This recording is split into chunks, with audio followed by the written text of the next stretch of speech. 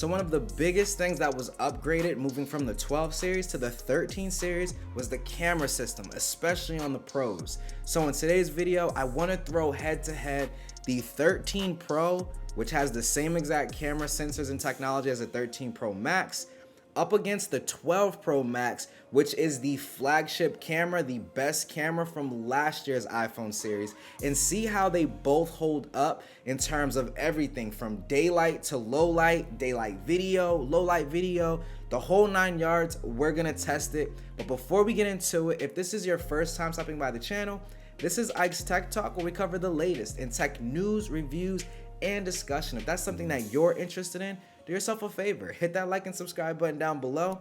And with that being said, let's get into the comparison.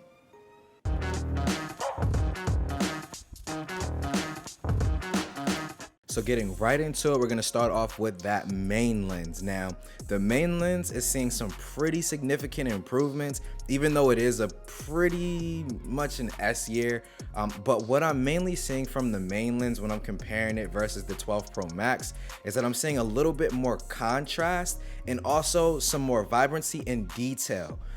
The wide angle lens on the 12 Pro Max also used to suffer from this weird kind of yellowish hue that I just couldn't stand, and it seems like Apple finally decided to go back to their roots in terms of software processing and kind of iron out whatever that was, because I'm not getting that on any of my photos anymore. So definitely good to see that Apple stepped it up in that regard. Now, also when talking about the photos here, another thing that I noticed is that the 12 Pro Max, while in some of these shots does shoot brighter photos, the photos also come off a little bit less detailed. Now, this can go good for the 13 Pro and sometimes bad. So in terms of good, when it darkens that photo a little bit more, it's coming off more contrasty with more sharpness and detail, which is always good to see. But on the reverse end, you'll actually see sometimes that it actually will crush the blacks quite a bit. I saw this a lot when taking photos of, say, like trees and things like that. It would tend to crush the darkness of the trees in order to keep that background HDR nice and bright in the sky vivid blue. So it can kind of be a catch-22, pick your poison kind of thing. But for me personally, I'm more than happy to stick with a little bit darker of a photo if I'm getting significantly more detail and sharpness. Now, just to touch on low light really quickly, I did notice an improvement. So it does seem like the camera sensors have been upgraded and Apple's done a little bit of magic on the software processing side to just overall give us some better low light photos. What I noticed most is that yellowish hue that used to pop up sometimes on daytime photos, but a lot during low light photos, is essentially gone. You're getting far more natural colors, way more detail, and super sharp. So whatever Apple did in terms of processing with these 13 series phones versus the 12 series, they did a really great job. The camera upgrades, from what I'm seeing so far, definitely does not feel as though they're incremental in the slightest. Next up is the ultra wide camera. Now, this was the one that I was the most excited to test just because it was the one that Apple talked about the most in terms of an upgrade. So they definitely did some pretty major upgrades. I don't want to get into specifications or any of that stuff because, in all honesty, to me, none of that stuff matters. All that matters is the output that I'm getting whenever I hit that shutter button. So when talking about the output, I did notice some improvement from the ultra wide camera on the 13 Pro coming from the 12 Pro Max. But in terms of low light, where I actually expected to see the most significant of a change, it was better, but not to the drasticness that Apple marketed. I don't know if it's a thing where we can expect it to get even better with software updates, as most other cameras on the market, even the 12 Pro Max, have had, a lot more time to get updates to better the software processing and things of that nature. But in terms of the actual output, I didn't see a ton of difference, but I did notice that it was a little bit better day to day. The telephoto lens also received an upgrade from 2.5x optical zoom on the 12 Pro Max to a 3x optical zoom on the 13 Pro.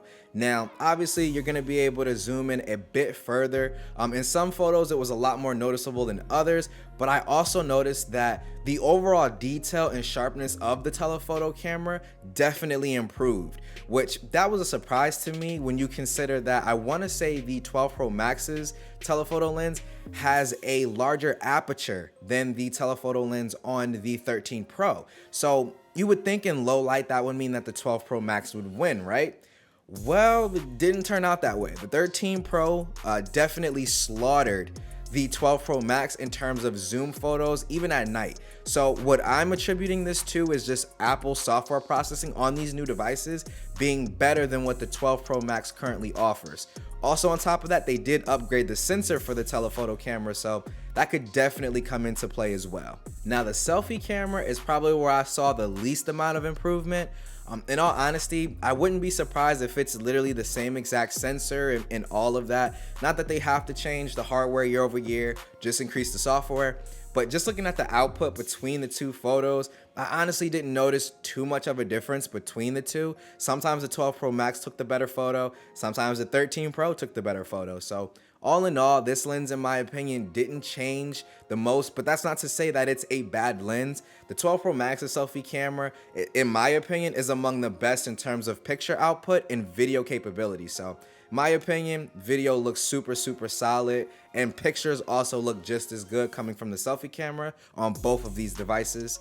But now I want to go ahead and switch gears and give you guys some video sample footage. I have some daylight and some low light, so sit back, relax, and go ahead and enjoy the samples here, guys.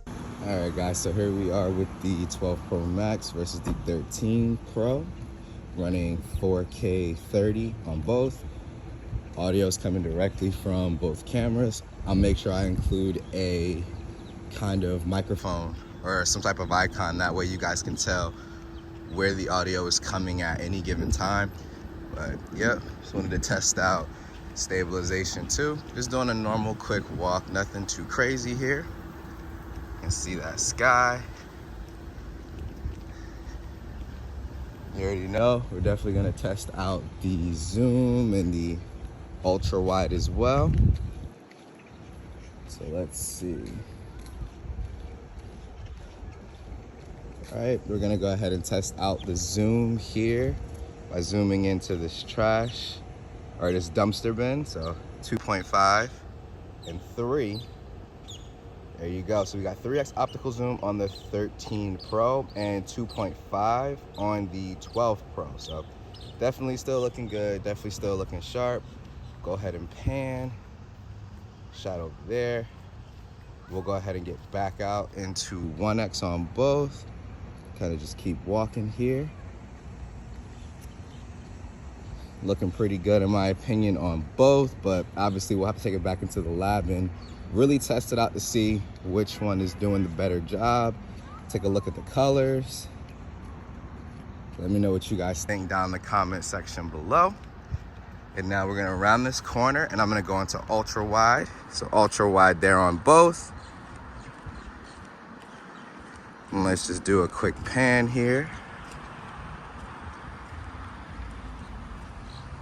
as we loop back around.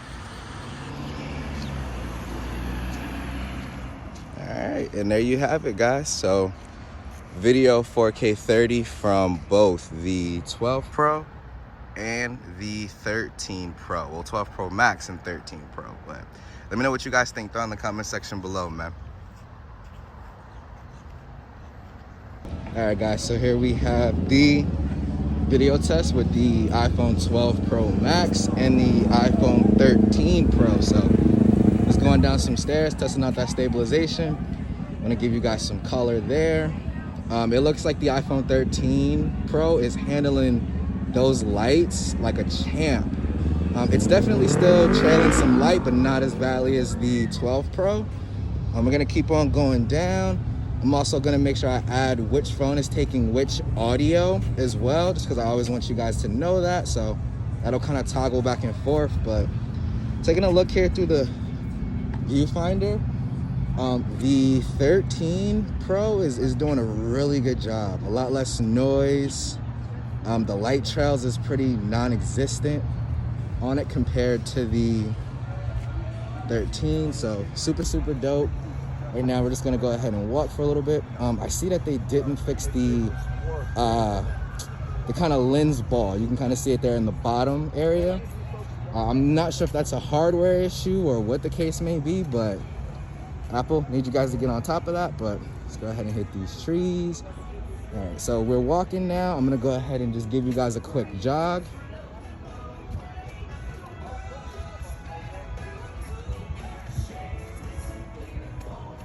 All right, so gave you guys just a little quick jog there so we can test out stabilization. Look at those colors. Gonna go ahead and point it out on the lake. You guys let me know. Like I said, 13 looks like it's doing a great job. Now I'm gonna go ahead and whip this bad boy into ultra wide, both of them.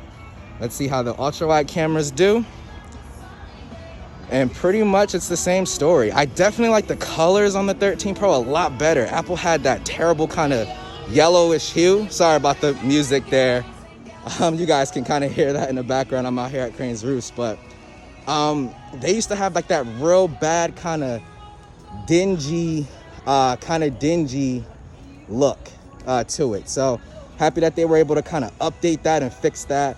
And like I said, this is ultra wide video, and honestly doesn't look too bad here with some pretty low light. Like I said, the only lights you're seeing are these lights that are lit here. So definitely not doing too shabby. We'll go out here on the lake a little bit. Even here you can see it's definitely still brighter than the 12 Pro Max. And then just panning out, definitely brighter and a little bit more detailed than the 12 Pro Max. So definitely looking good. Let's take it back to 1x on both. And then last, we're gonna go ahead and head over to the bridge area.